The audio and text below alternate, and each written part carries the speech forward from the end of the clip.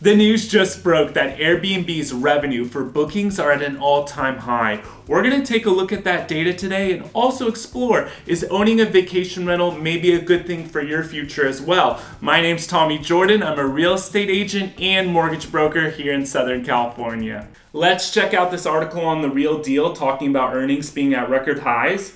Right here, the company on Tuesday reported a record 102 million night and experience bookings for the first quarter, surpassing the 100 million mark for the first time despite the war in Ukraine, rising interest rates, and inflation plaguing consumers. We got a lot going on in the economy, in the world right now. Hosts charge higher prices, pushing Airbnb's revenue to $1.5 billion, beating Wall Street analysts' estimate of $1.45 billion. That's crazy. And as we've talked about on this channel before, as property values go up, rents go up as well. Benefit of owning real estate. Getting that appreciation.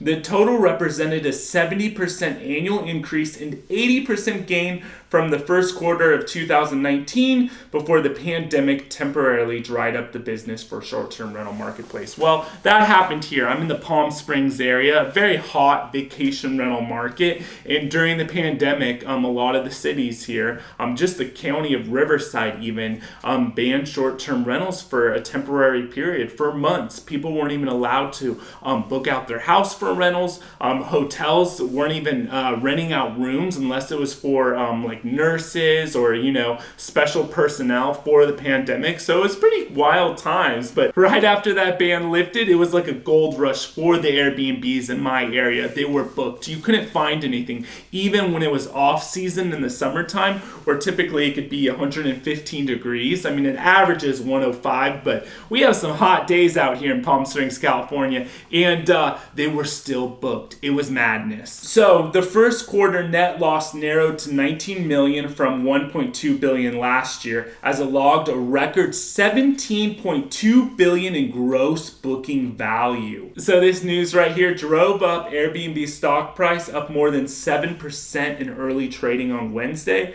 And of course, I mean, with those kind of earnings, that stock's going nowhere but up. It isn't clear how much of the surge in bookings last quarter came from increased vacation travel. Well, of course, with the pandemic, we were all locked inside our houses waiting to get out. And once we were allowed to, people hit the road. People got on planes and they started traveling and doing Airbnb bookings, vacation rentals, or more folks taking advantage of work from anywhere policies. We're going to get into that a little in this video because working remote, it's just continuing to grow. More and more companies are telling their workers, hey, you don't have to come back to the office. And how does that affect the vacation rental market? But people are staying with hosts longer. That's one effect that's taking place. Nearly half of first quarter night bookings were for a week or more. That's pretty huge. So it's not just a nightly thing people are doing. Stays of a month or longer are its fastest growing category by length of time, accounting for 20% of first quarter bookings. Now, this is really interesting because a lot of counties, places across the U.S.,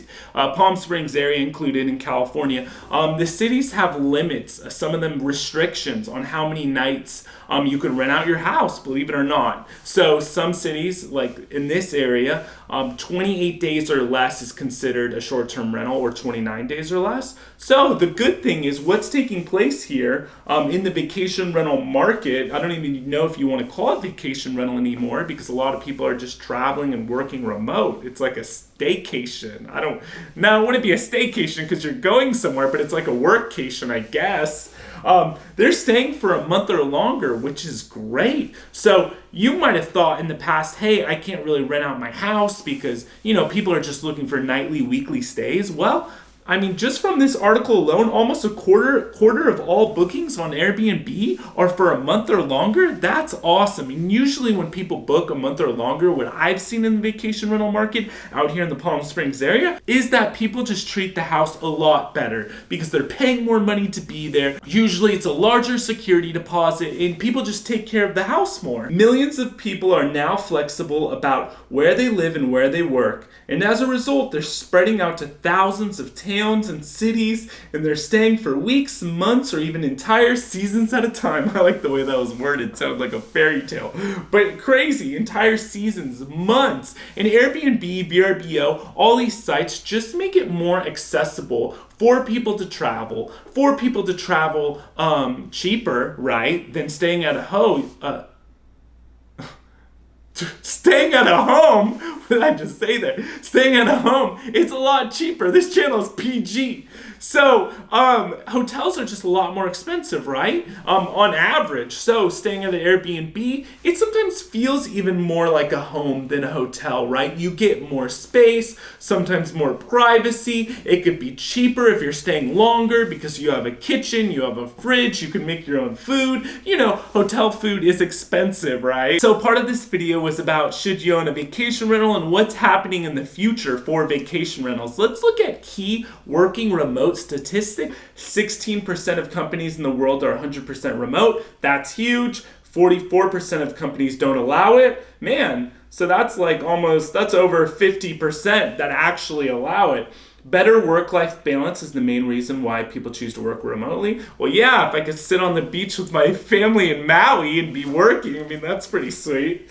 77% of remote workers say they're more productive when working from home. The average annual income of remote workers is $4,000 higher. 85% of managers believe that having teams with remote workers will become the new norm. I mean, guys, that's just crazy. And after the whole pandemic thing, people being more used to doing Zooms, getting more comfortable with technology, it's become more the norm. So 85% of managers think that having teams work remote will be the new norm. That's massive. And what will that do to the workcation rental market? 74% of workers say that having the option to work remotely would make them less likely to leave a company. And with the tight job market right now, more and more employers are going to be allowing people to work remote. I have a super important tip for you to make more rental income in the future, and that's smashing the like button and subscribing so you can stay up to date on the housing market, and this video could help more people. I saved the best for last for you. Let's take a look at this real data of this 34-year-old who made $12,000 in 2 weeks of renting out his home for Coachella Music Festival.